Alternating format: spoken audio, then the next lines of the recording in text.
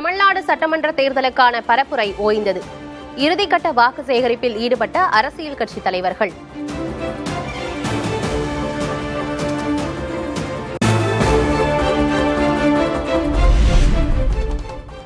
தேர்தல் பரப்புரை நிறைவடைந்த நிலையில் தொகுதியிலிருந்து வெளியேறிய வெளிநபர்கள்.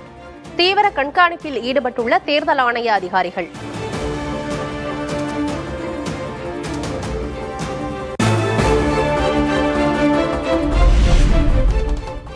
தமிழ்நாட்டில் நாளை மறுநாள் வாக்குப்பதிவு. இறுதிக்கட்ட ஏற்பாடுகளில் தேர்தல் ஆணையம் தீவிரம்.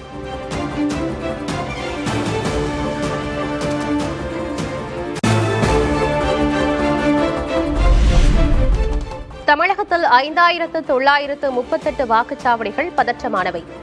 வாக்குப்பதிவு நாளில் 300 கம்பெனி துணை ராணுவ படை பாதுகாப்பு.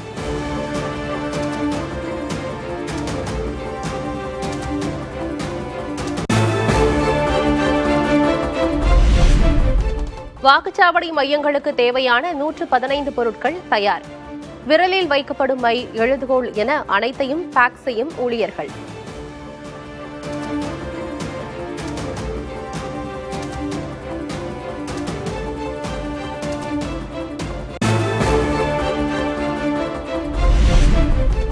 சட்டமன்ற தேர்தலை முன்னிட்டு பொதுமக்கள் வாக்களிக்க ஏதுவாக 10,663 சிறப்பு பேருந்துகள் இயக்கம். 3,496 பேருந்துகள் இன்று இயக்கப்படுவதாக அரசு போக்குவரத்து கழகம் தகவல்.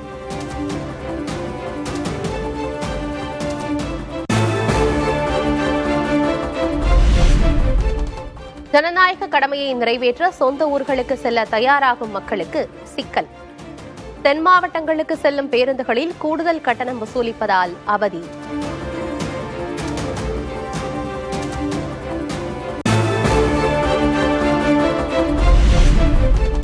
தமிழக சட்டமன்ற தேர்தலையொட்டி புதுச்சேரியிலும் அனைத்து மதுபான கடைகளும் மூடல். வாக்குப்பதிவு முடியும் வரை மதுபான கடைகளை திறக்க தடை.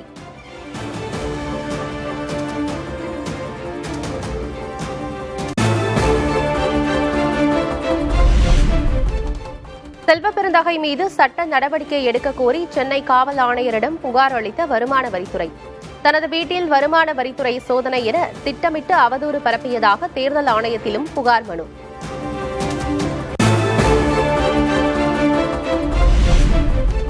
ஒட்டப்பிடாரம் அமமுக வேட்பாளர் சுந்தர்ராஜ் வீடு அருகே 14 லட்சம் ரூபாய் பறிமுதல். சூட்கேஸில் இருந்த பணத்தை பறிமுதல் செய்த தேர்தல் பறக்கும் படை.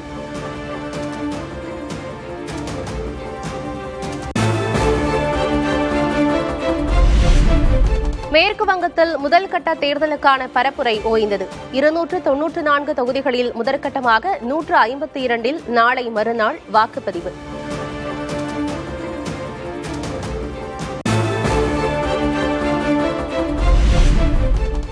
மேற்குவங்க சட்டமன்ற தேர்தல் வரலாற்றில் முன்னெப்போதும் இல்லாத வகையில் பலத்த பாதுகாப்பு. அனைத்து அரசு அலுவலகங்களிலும் உள்ள கண்காணிப்பு கேமராக்களையும் கட்டுப்பாட்டுக்குள் கொண்டு வந்த தேர்தல் ஆணையம்.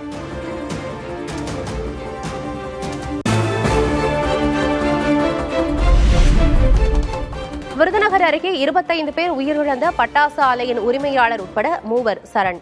4 தனிப்படைகள் அமைத்து காவல்துறை தேடி வந்த நிலையில் நீதிமன்றத்தில் ஆஜர்.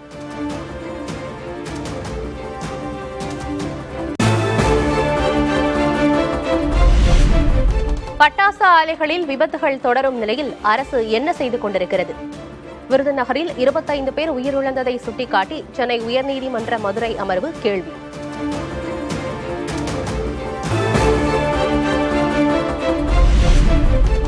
அதிக வெப்ப காலங்களான ஏப்ரல், மே, ஜூன் மாதங்களில் பட்டாசு தொழிலுக்கு தடை விதிக்கலாமே. உயர்நீதிமன்ற மதுரை அமர்வு நீதிபதிகள் அரசுக்கு யோசனை.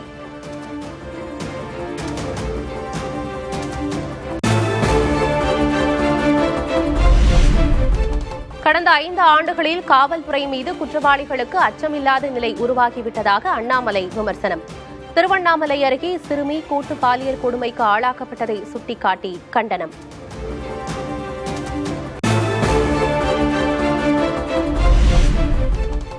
தமிழகத்தில் பெண்களுக்கு பாதுகாப்பே இல்லை என அமமுக பொதுச் செயலர் தினகரன் குற்றச்சாட்டு.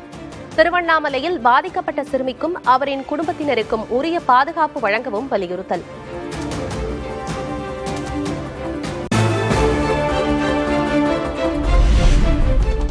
திருத்தணி சுப்பிரமணிய சுவாமி கோயிலில் சித்திரை மாத பிரம்மோற்சவ விழா கொடியேற்றத்துடன் தொடக்கம். தினந்தோறும் பல்வேறு வாகனங்களில் வீதியுலா வந்து அருள் பாலிக்க உள்ள முருகப்பெருமான்.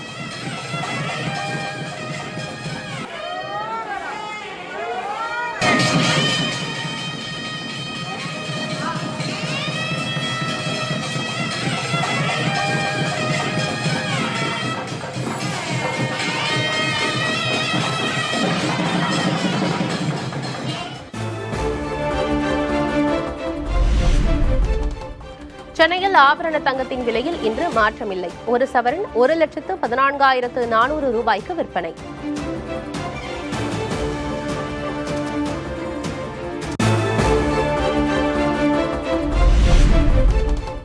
வெள்ளி விலை கிலோவுக்கு 5,000 ரூபாய் குறைந்தது. சென்னையில் 1 கிராம் வெள்ளி 275 ரூபாய்க்கு விற்பனை.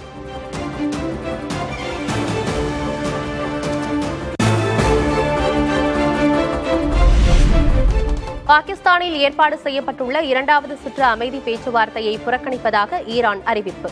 அமெரிக்காவின் அச்சுறுத்தல்களுக்கு தங்கள் நாடு அடிபணியாது என ஈரான் சபாநாயகர் கலிபாஃப் திட்டவட்டம்.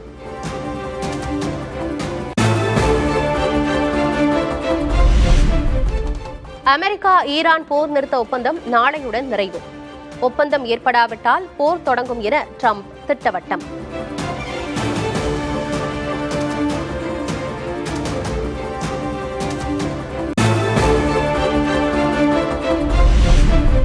காஷ்மீரின் பஹல்காம் பயங்கரவாத தாக்குதல் நடந்து ஓராண்டு நிறைவு. அசம்பாவிதங்களை தடுக்க காவல்துறை பாதுகாப்பு ஏற்பாடுகள்.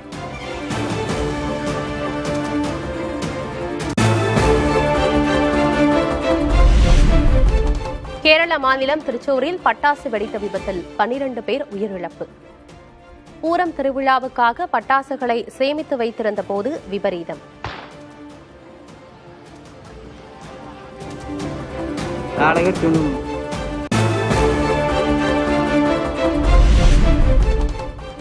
வங்கதேச முகாம்களில் உள்ள ரோஹிங்கியா அகதிகளுக்கான மாதாந்திர உணவு உதவி தலா $7 குறைப்பு.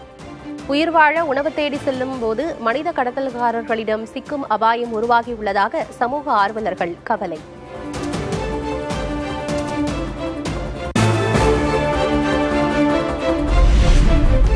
நேபாளத்தில் 2 லட்சம் கோழிகள் முட்டைகளை அளிக்க உத்தரவு. கோஷி மாகாணத்தில் பறவை காய்ச்சல் உறுதி செய்யப்பட்ட நிலையில் நடவடிக்கை.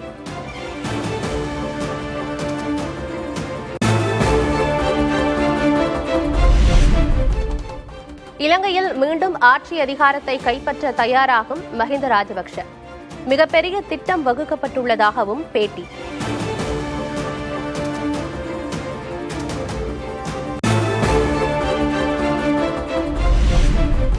ஆயுத ஏற்றுமதி கொள்கையில் மிகப்பெரிய மாற்றம் செய்த ஜப்பான். போர் விமானங்கள், ஏவுகணைகள் போன்றவற்றை ஏற்றுமதி செய்ய இருந்த தடை நீக்கம்.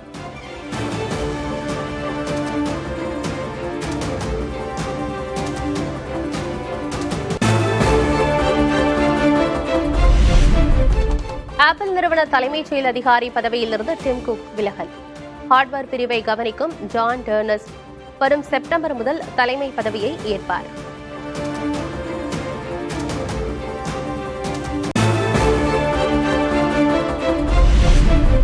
ரஜினிகாந்த் நடிப்பில் நெல்சன் இயக்கிய ஜெயிலர் 2 படப்பிடிப்பு நிறைவு. படக்குழு அதிகாரப்பூர்வ அறிவிப்பு.